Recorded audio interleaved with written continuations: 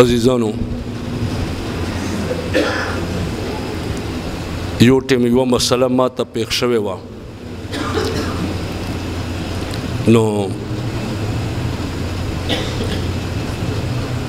یوه دعا ما وویله اللهم انا نجعلك في نحورهم ونعوذ بك من شرورهم. 1500 ځله مې وویله او په داسې کسانو باندې ورغلم چې مخ ترته ناست و او ټوله شپه ورته تېره وه او په ګاډي کې صرف 4 کسان وو.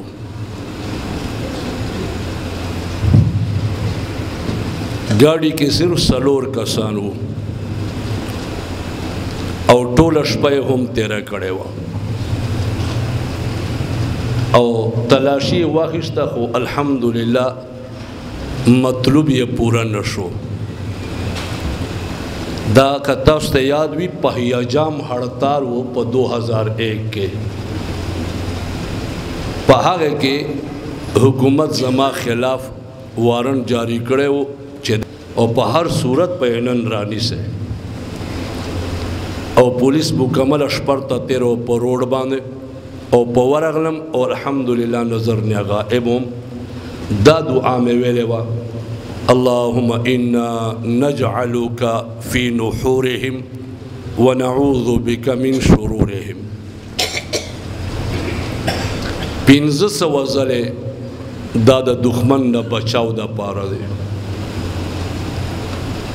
او چې څوک دې ډېر تنګوي ورسره دا هم ووایه یا خافضو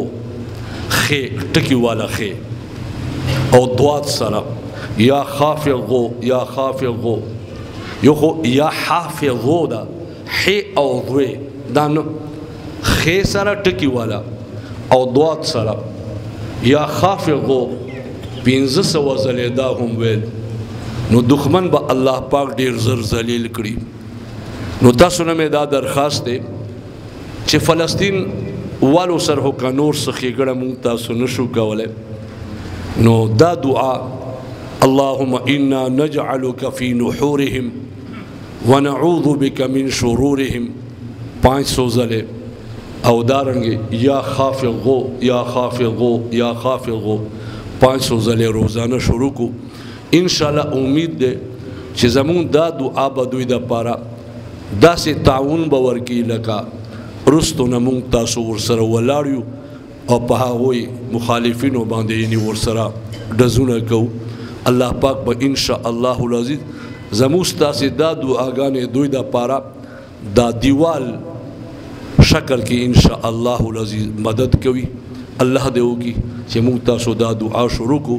او خاص د دې مجاهدینو دپاره که بیا چاته اللهم انا نجعلك في نحورهم ونعوذ بك من شرورهم نو ورځي نو کم از کم یا خافضو یا خافضو یا خافضو دا خو ورځي دا د 1500 ځلې وایي او دوی تصور دی کوي چې ای ذلیلونکي آزاد دا بني اسرائیل دا فلسطینیانو په او حماس په مقابله کې ذلیل او خوار وګرځوي.